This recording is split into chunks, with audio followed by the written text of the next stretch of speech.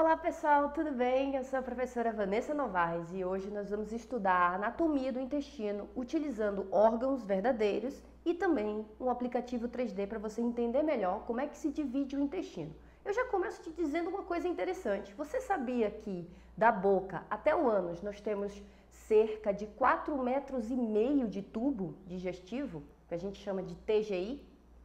Desses 4,5 metros, 3,95 é só de intestino, ou seja, grande parte do tubo digestivo, do tubo gastrointestinal, é feito de intestino. Detalhe, quando a gente morre, esse comprimento ele duplica por conta do relaxamento da musculatura do intestino. Então, se a gente tem 4,5 metros, quando a gente morre, a gente pode chegar a apresentar cerca de 9 metros de comprimento de TGI. Incrível, não é? Vamos lá dar uma olhadinha na questão anatômica do intestino?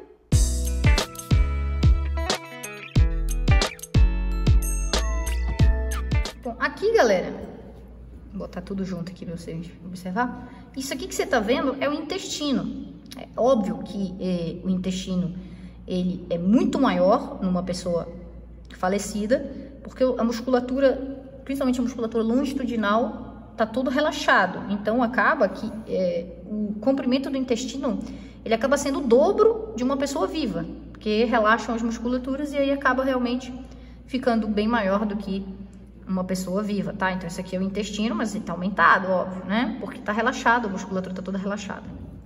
Isso aqui, ó, isso aqui é intestino grosso. Isso aqui, ó, é intestino delgado.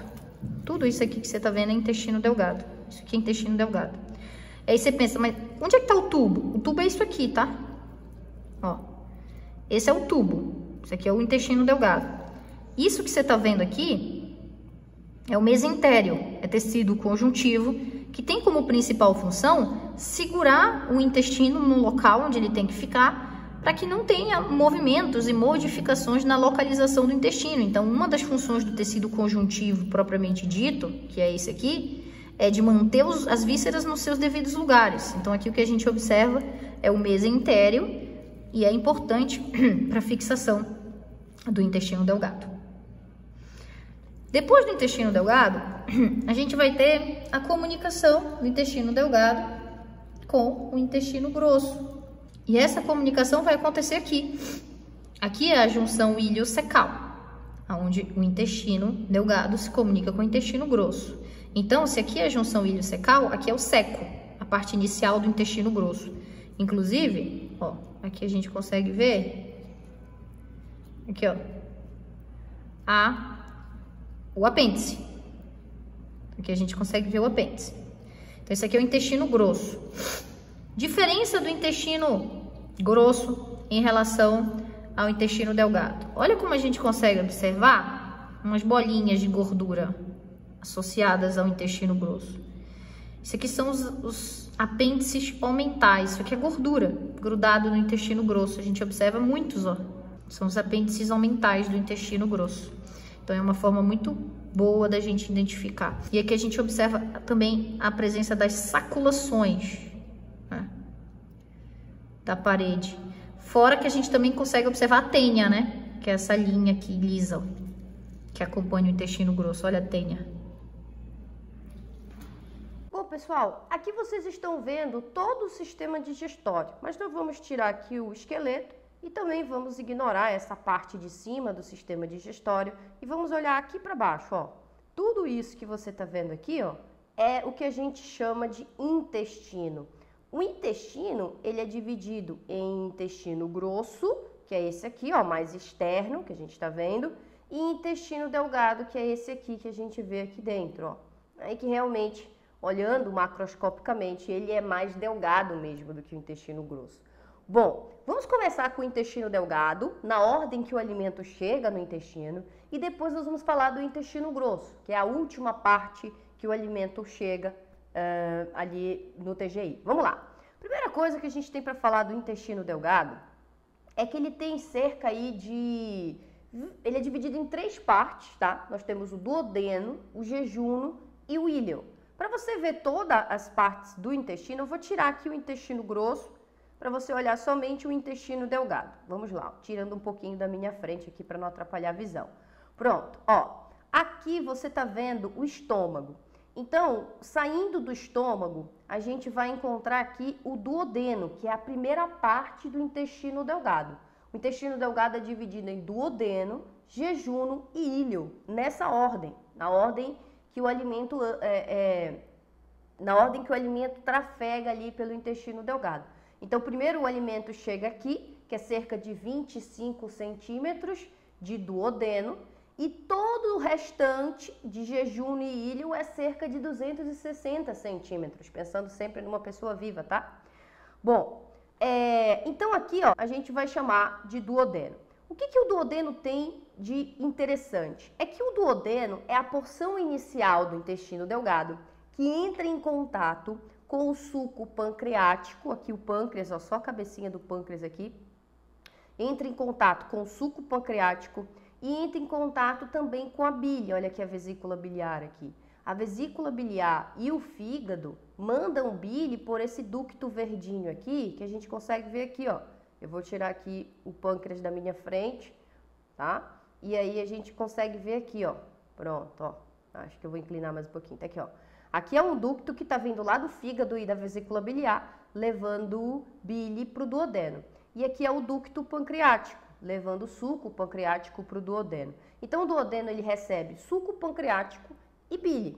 Além do mais, as suas próprias células também produzem o suco entérico, que é muito importante para fazer a digestão. Essa primeira porção do intestino delgado, gente, vai fazer digestão de tudo que você possa imaginar.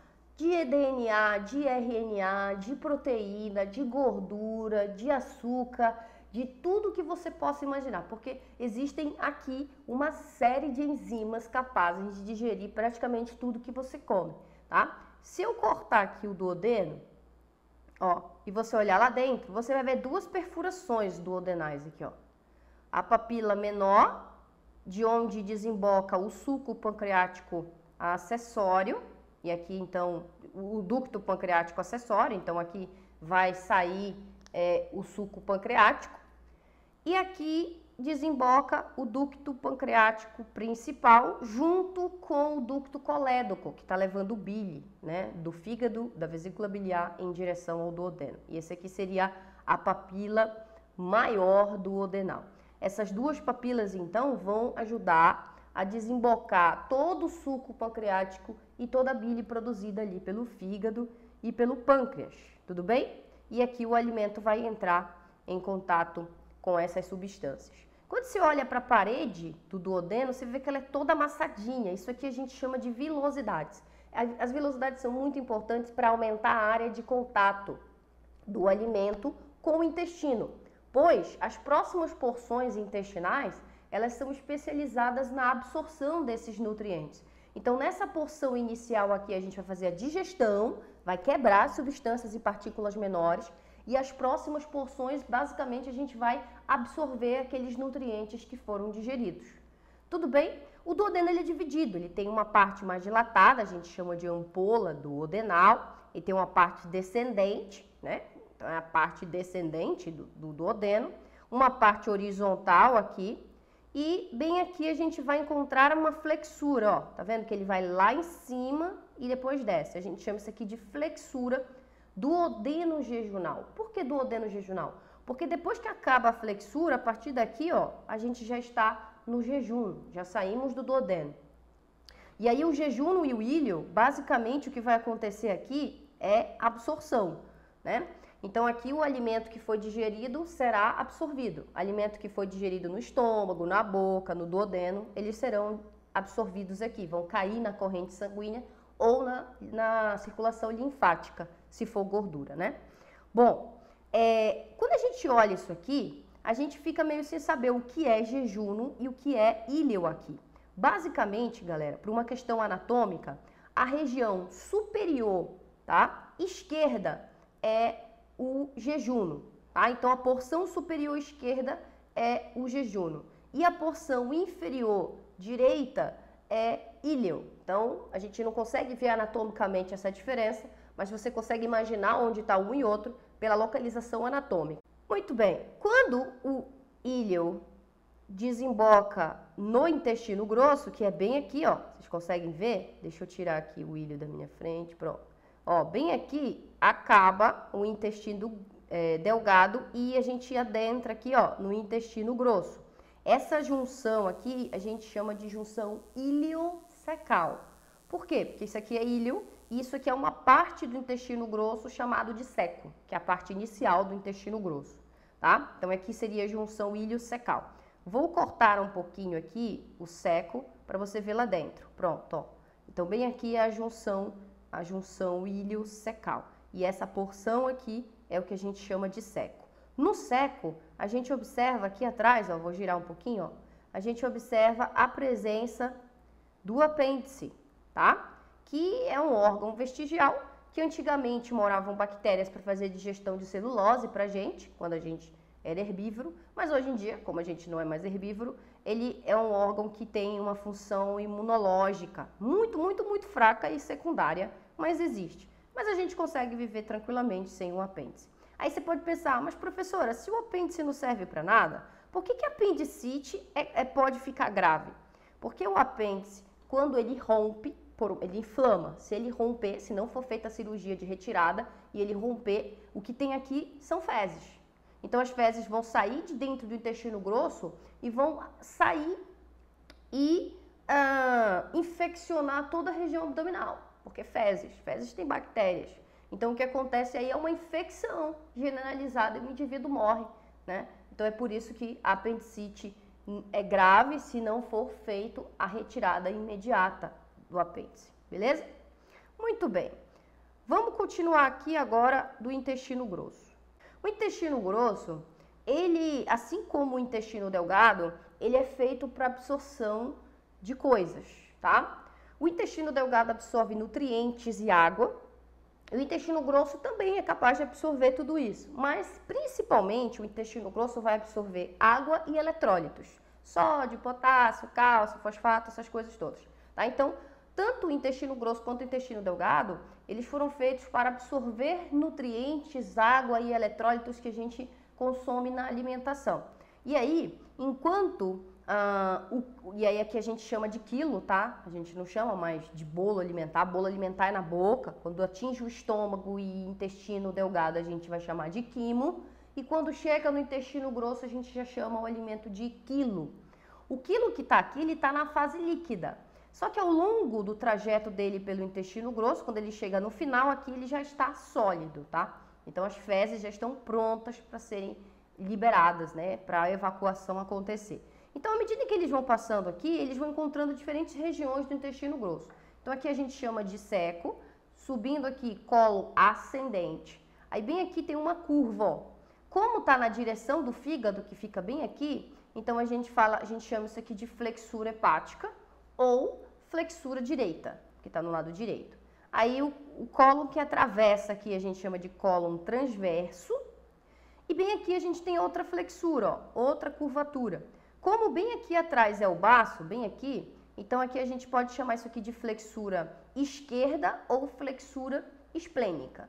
E aí a gente desce, cólon descendente, e aqui no final o cólon descendente faz uma curvatura, a gente chama de cólon sigmoide, e a porção final é o reto, tá bom? No finalzinho do reto, a gente encontra o esfíncter anal, belezinha? Então assim a gente divide anatomicamente o intestino. Se você prestar atenção, o intestino grosso, ele tem umas bolinhas amarelas. Isso aqui são os apêndices omentais. Isso aqui, na verdade, é gordura, tá? Isso é gordura associada ao intestino grosso.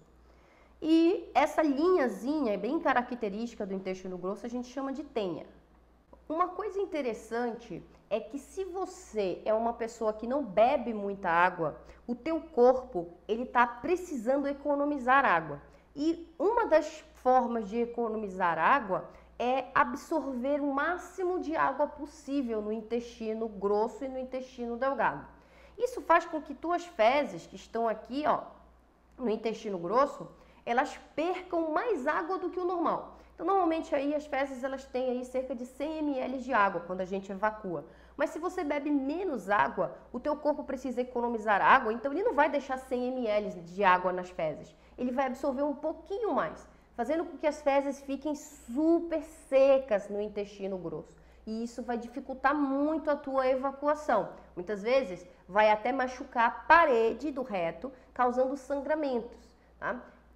E constipação, obviamente. Por isso que beber água é tão importante. E aí, gostou do conteúdo? Comenta, compartilha, tire as suas dúvidas. Pergunte aí no comentário que eu vou ter todo o prazer do mundo de responder cada um de vocês. Tchau, tchau e até a próxima.